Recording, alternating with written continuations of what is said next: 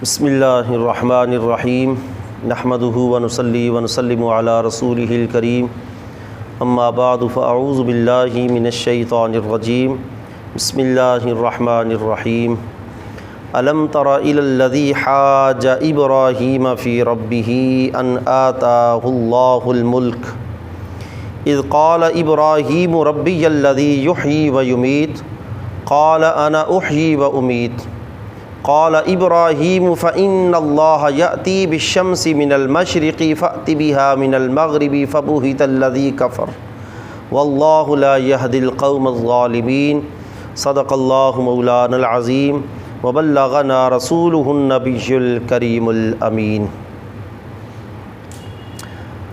سورہ بقرہ کی آج آیت نمبر 258 ہے، جس میں حضرت ابراہیم علیہ السلام کا نمرود کے ساتھ جو مکالمہ ہوا، اللہ تبارک و تعالیٰ کی وحدانیت کے متعلق، اللہ تعالیٰ کی ربوبیت کے متعلق جو مکالمہ ہوا نمرود کے ساتھ، اس کا ذکر ہے۔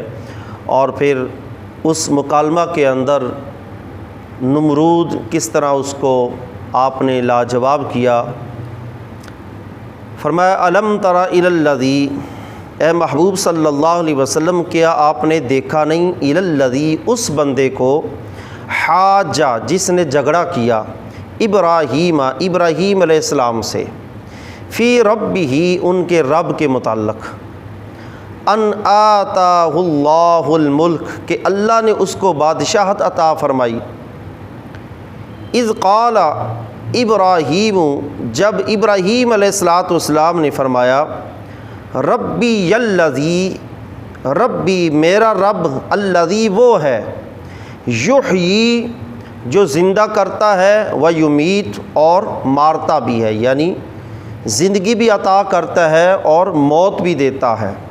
قال، تو اس نے کہا، یعنی نمرود نے کہا، انا احیی، میں بھی زندہ کرتا ہوں، وامیت، اور میں بھی مارتا ہوں۔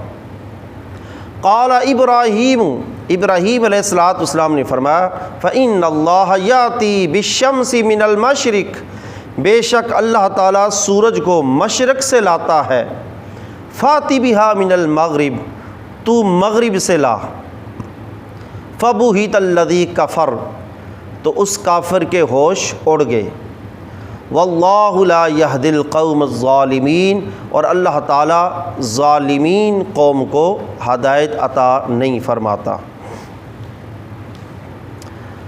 حضرت ابراہیم علیہ السلام کے مقابلہ میں جو نمرود آیا، یہ نمرود بن کنعان بن سام بن نوح، اس کے متعلق مفسرین نے لکھا ہے، ہوا اول من وضع تاج علی راسہ، یہ سب سے پہلا شخص ہے جس نے بادشاہت کا تاج اپنے سر پر رکھا۔ اس سے پہلے تاج کا رواج نہیں تھا، سب سے پہلے سر پر شہنشاہت کا تاج نمرود نے رکھا۔ وتجبر فی الارض، اور زمین کے اوپر یہ پہلا بادشاہ تھا جس نے سرکشی کی، اور اس کے ساتھ ساتھ یہ پہلا بادشاہ تھا من ادعى الربوبیۃ، جس نے سب سے پہلے ربوبیت کا دعویٰ کیا، یعنی اپنے رب ہونے کا دعویٰ کیا۔ یہ تین کام، سب سے پہلے تاج اسی نے اپنے سر پر رکھا، سب سے پہلے اسی نے رب ہونے کا دعویٰ کیا۔ اب یہ نمرود، اس کے ساتھ جو معاملہ ہوا، اور یہی نمرود جو ہے پوری زمین کے اوپر اس نے سلطنت کی ہے۔ حضرت مجاہد رضی اللہ تعالی عنہ ارشاد فرماتے ہیں، مالک الارض اربعۃ، چار بندے ہیں جنہوں نے پوری زمین پر بادشاہت کی ہے، جو پورے زمین کے مالک ہوئے، مؤمنانی و کافرانی، ان میں سے دو مومن ہیں، دو کافر ہیں۔ فاما المؤمنان فسلیمان علیہ السلام و ذوالقرنین، جن دو مومنین نے پوری زمین پر سلطنت بادشاہت کی ہے، ان میں ایک حضرت سلیمان علیہ السلام اور حضرت ذوالقرنین۔ وَأَمَّا الْكَافِرَانِ فَنُمْرُودٌ وَبُخْتُ نَصْرٌ، کافروں میں سے ایک نمرود ہے جس نے پوری زمین کے اوپر سلطنت بادشاہت کی، اور دوسرا بخت نصر ہے، اس نے بھی پوری سلطنت کے اوپر بادشاہت کی۔ اب یہ مکالمہ کب ہوا جو حضرت ابراہیم علیہ السلام نے نمرود کے ساتھ یہ مکالمہ کیا اللہ تبارک و تعالیٰ کی ربوبیت کے متعلق؟ اس کے متعلق مفسرین نے ایک یہ وجہ لکھی، حضرت مقاتل رحمۃ اللہ علیہ فرماتے ہیں یہ مکالمہ اس وقت پیش آیا لما کسر ابراہیم الاصنام، کہ جب ابراہیم علیہ السلام نے ان مشرکین کے بتوں کو توڑا۔ وہ تفصیل کے ساتھ 17ویں پارے میں پورا وہ ذکر آئے گا کہ قوم نے کہا کہ ہمارا میلہ ہے، آپ ہمارے ساتھ چلیں، تو فرمایا انی سقیم، میں تو بیمار ہوں۔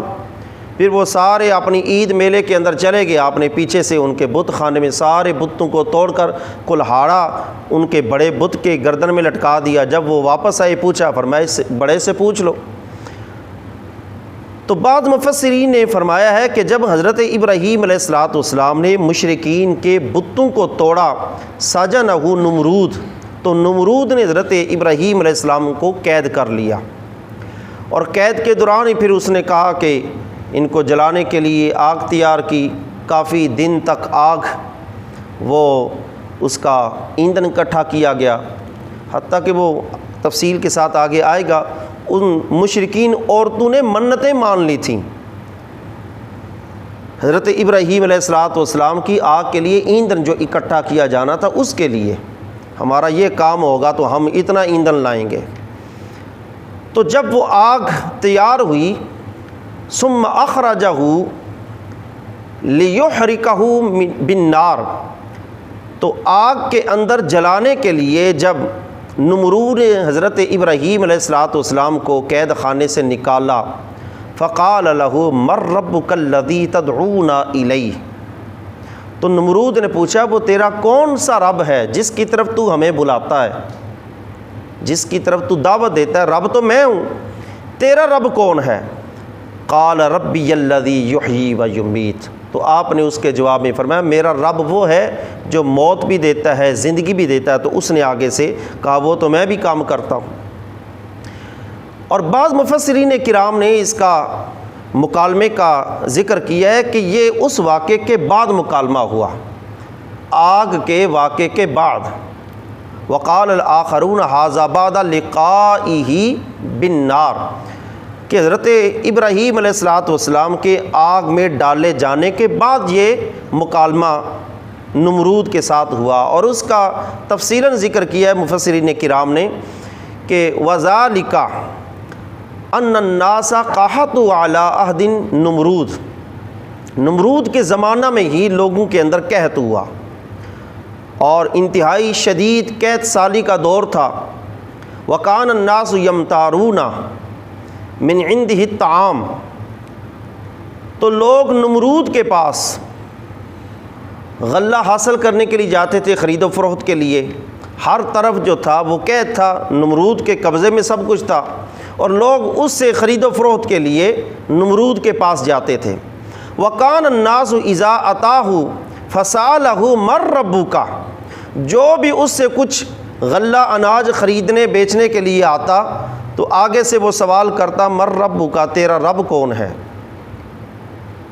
فَإِن قَالَ أَنْتَ فَبَاعَ، اگر آگے سے کوئی جواب دیتا کہ میرا رب تو ہے، تو اس آنے والے کو پھر نمرود جو تھا وہ غلہ اناج اس کے ساتھ خرید و فروخت کا معاملہ کرتا تھا۔ فَأَتَاهُ ابراہیم علیہ السلام، حضرت ابراہیم علیہ السلام بھی گئے، فی من اتاہ فقال له مَن رَبُّكَ، اس نے اسی طرح حضرت ابراہیم علیہ السلام سے بھی پوچھا تیرا رب کون ہے؟ تو آپ نے اس کے جواب میں فرمایا ربی الذی یحیی و یمیت، فاشتغل بمحاجتی لم یؤتہ شیئا، تو اس نے پھر آگے وہ مشغول ہو گیا ان کے ساتھ جھگڑنے کے معاملہ میں اور دلیل و برہان کے معاملہ میں حضرت ابراہیم سے ربوبیت کے معاملہ میں جھگڑا کیا۔ وَلَمْ يُؤْتِهِ شَيْئًا، اور حضرت ابراہیم کو کچھ نہ دیا۔ غلہ اناج جو تھا وہ اس کے قبضے میں تھا، اس نے کچھ نہ دیا۔ امام بغوی لکھتے ہیں فرجع ابراہیم علیہ السلام، حضرت ابراہیم علیہ السلام وہاں سے واپس آئے خالی ہاتھ۔ فمر علی کثیب من الرمل، تو آپ کا گزر ایک ریت کے ٹیلے کے پاس سے ہوا، تو دل میں خیال آیا کہ اب میں گھر جاؤں گا، جو توشہ دان ہے میرا، یہ زنبیل، یہ تھیلا، یہ بالکل خالی ہے، گھر والے دیکھیں گے وہ بھی مایوس ہو جائیں گے۔ تو ان کی دل جوئی کے لیے فَأَخَذَ مِنْهُ تَطْيِيبًا لِقُلُوبِ أَهْلِهِ، اپنے گھر والوں کا دل رکھنے کے لیے انہوں نے اس ریت کے ٹیلے سے کچھ ریت بھر لی، اپنی زنبیل تھیلے کے اندر کچھ ریت بھر لی، تطیباً لقلوب اہلہ، اپنے اہل و عیال کے دل جوئی کے لیے۔ فلما اتاہ وضع متاعہ ثم نام، حضرت ابراہیم علیہ السلام گھر جاتے ہیں اور اپنا وہ تھیلا، وہ سامان رکھتے ہیں، نام آپ سو جاتے ہیں۔ فقامت امراتہ، حضرت ابراہیم علیہ السلام کی بیوی اٹھتی ہیں اور اٹھ کر دیکھتی ہیں کہ وہ سامان پڑا ہوا ہے۔ فقامت الی متاعہ ففتحتہ، وہ حضرت ابراہیم علیہ السلام کا وہ ساز و سامان کا وہ تھیلا وہ کھولتی ہیں۔ فَإِذًا هُوَ أَجْوَدُ الطَّعَامِ، وہ دیکھ کر حیران رہتی ہیں کہ اس تھیلے کے اندر بہت اعلیٰ قسم کا کھانا پڑا ہوا ہے، جس میں ریت بھری تھی وہ اعلیٰ قسم کا، اس میں اجود طعام، اعلیٰ قسم کا اناج کھانا اس میں موجود تھا۔ رأتہ فآخذتہ ساریا، اور انتہائی خوشی کے ساتھ خوشی اس کو لیا، فوضعتہ لہ، اور اس کھانے سے، اس طعام سے لے کر انہوں نے حضرت ابراہیم علیہ السلام کے لیے تیار کیا۔ فقربتہ الیہ، حضرت ابراہیم علیہ السلام کی بارگاہ میں پیش کر دیا۔ فقال من این ھذا، حضرت ابراہیم علیہ السلام نے فرمایا یہ کہاں سے آیا ہے؟ قالت من الطعام الذی جئت بہ، تو آپ کی بیوی نے کہا یہ وہی کھانا ہے جو آپ لے کر آئے ہیں، جو آپ لے کر آئے ہیں یہ وہی کھانا ہے۔ فعرف ان اللہ رزقہ فحمد اللہ، تو حضرت ابراہیم علیہ السلام سمجھ گئے یہ اللہ کی طرف سے رزق آیا ہے، یہ اللہ کی طرف سے رزق ملا ہے، کہ وہ جھوٹا خدا اس نے تو انکار کیا، جو سچا خدا تھا اس نے ریت کو بھی صحیح کھانا بنا دیا ہے۔ فحمد اللہ، تو اللہ کا شکر ادا کیا۔ اب یہی نمرود جو کہہ رہا تھا کہ جب حضرت ابراہیم علیہ السلام نے فرمایا ربی الذی یحیی و یمیت، میرا رب وہ ہے جو زندہ بھی کرتا ہے مارتا بھی ہے، تو نمرود نے کہا انا احیی و امیت، میں بھی زندہ کرتا ہوں مارتا ہوں۔ تو اس نے کیا کیا؟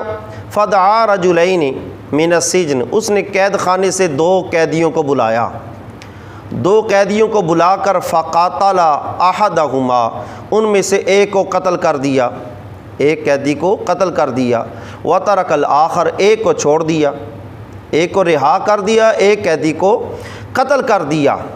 فجعل القتل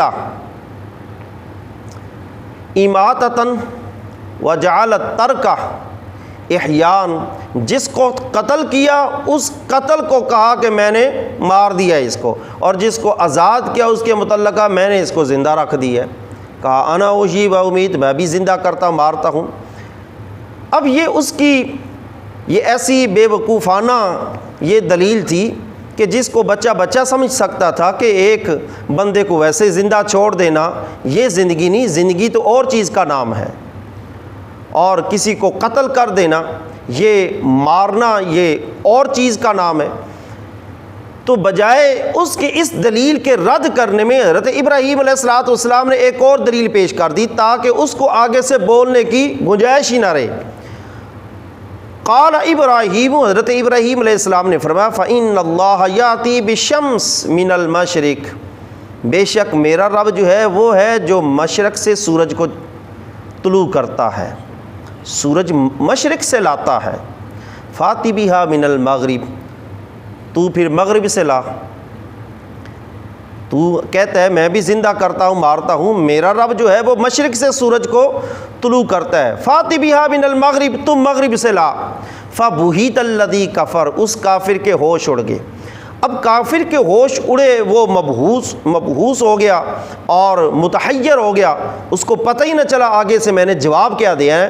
تو مفسرین نے اس کے جملے میں کی تفسیر میں لکھا ہے کہ جب حضرت ابراہیم علیہ السلام نے یہ فرمایا کہ تو مغرب سے لا، میرا رب تو مشرق سے سورج طلوع کرتا ہے، تو مغرب سے طلوع کر، فَبُہِتَ الَّذِي كَفَرَ، یعنی اس طرح وہ مبہوت ہو گیا کہ اس کو آگے سے یہ بھی کہنے کی جرت نہ پڑی کہ سل ربک فَأْتِ بِهِ مِنَ الْمَغْرِبِ، کہ تو اپنے رب سے کہے کہ وہ مغرب سے اس کو طلوع کرے، وہ مغرب سے طلوع کرے۔ اس کو یہ بھی آگے سے سوال کرنے کی طاقت نہ ہوئی، اس طرح وہ مبہوت ہو گیا، اس طرح اس کے ہوش اڑ گئے۔ تو یہاں پر مفسرین کرام نے یہ بھی لکھا ہے کہ اللہ تبارک و تعالیٰ نے فرمایا ابراہیم اگر وہ تجھے کہے نا، تجھے کہے کہ تو اپنے رب سے کہے کہ مغرب سے سورج طلوع کرے، اگر وہ کہے کہ مشرق سے تو میں طلوع کرتا ہوں، تو اپنے رب سے کہے مغرب سے طلوع کرے تو میں مغرب سے طلوع کر دوں گا، میں مغرب سے طلوع کر دوں گا۔ اسی آیت کی تفسیر میں مفسرین کرام نے لکھا ہے کہ اس وقت سے لے کر ہر زمانے کے اندر جو جادوگر کاہن ہے وہ اس چیز کے منکر ہیں کہ سورج مغرب سے طلوع نہیں ہو سکتا، تو ان کی رد کے لیے قرب قیامت اللہ نے یہ معاملہ رکھا ہوا ہے کہ قرب قیامت جب سورج مغرب سے اللہ طلوع فرمائے گا تو ان کے اس معاملے کو، اس نظریے کو اللہ رد کر دے گا کہ اسی کے قبضے میں ہے، وہ چاہے تو مغرب سے بھی طلوع کر سکتا ہے۔ اللہ یہ طاقت جس کا دعویٰ کیا، جس کی وہ نمرود کے سامنے جس چیز کو طلب کیا کہ تو اگر سچا ہے تو پھر مغرب سے طلوع کر، وہ تو مبہوت ہو گیا، وہ تو یہ نہ کر سکا، لیکن جو سچا رب ہے وہ تو مغرب سے بھی طلوع کر کے دکھائے گا۔ یہ اللہ نے اس لیے یہ معاملہ رکھا ہوا ہے، فَأْتِ بِهَا مِنَ الْمَغْرِبِ، اللہ تبارک و تعالیٰ اس کو مغرب سے قرب قیامت طلوع کرے گا۔ اور حدیث میں آتا جب مغرب سے سورج طلوع ہوگا تو تب توبہ کا دروازہ بند ہو جائے گا، مغرب سے سورج طلوع ہونے تک توبہ کا دروازہ کھلا ہوا ہے، جب مغرب سے سورج طلوع ہو جائے گا پھر توبہ کا دروازہ بند، اس کے بعد توبہ قبول نہیں ہوگی۔ واللہ لا یہدی القوم الظالمین، اللہ تعالیٰ ظالم قوم کو ہدایت عطا نہیں فرماتا۔ یہی نمرود اور اس کی قوم، اس پر اللہ تبارک و تعالیٰ نے اس قوم پر مچھر کا عذاب مسلط کیا۔ مچھروں کی اتنی کثیر تعداد ان پر وہ مسلط کی گئی کہ ان صرف کاٹا ہی نہیں، ان کے اوپر جسموں کو انہوں نے کھایا اور ان کے گوشتوں کو نوچا، حتیٰ کہ وہ قوم وہ اسی عذاب کے اندر مبتلا ہوئی۔ ان نمرود، اس کو کس طرح، اس کی ٹوٹل عمر نمرود کی 800 سال ہوئی ہے، 800 سال نمرود کی عمر ہوئی ہے۔ 400 سال اس طرح معاملہ گزرا، اور جب یہ عذاب مسلط ہوا تو اس کے ناک کے نتھنے کے اندر ایک مچھر داخل ہوا، وہ اس کے دماغ کے اندر چلا گیا، وہ اندر حرکت کرتا تو اس کو تکلیف ہوتی، لوگ اس کے سر پر وہ ہاتھ مارتے، جوتا مارتے، کوڑا مارتے، اس کو کچھ سکون محسوس ہوتا ہے۔ اس کی یہ سزا 400 سال تک اس سزا کے اندر مبتلا رہا، 400 سال تک اس مچھر کی تکلیف کی سزا کے اندر مبتلا رہا۔ پھر جس محل کو اس نے بڑی شان و شوکت سے بنایا ہوا تھا وہی محل اللہ نے اس کے اوپر گرا دیا۔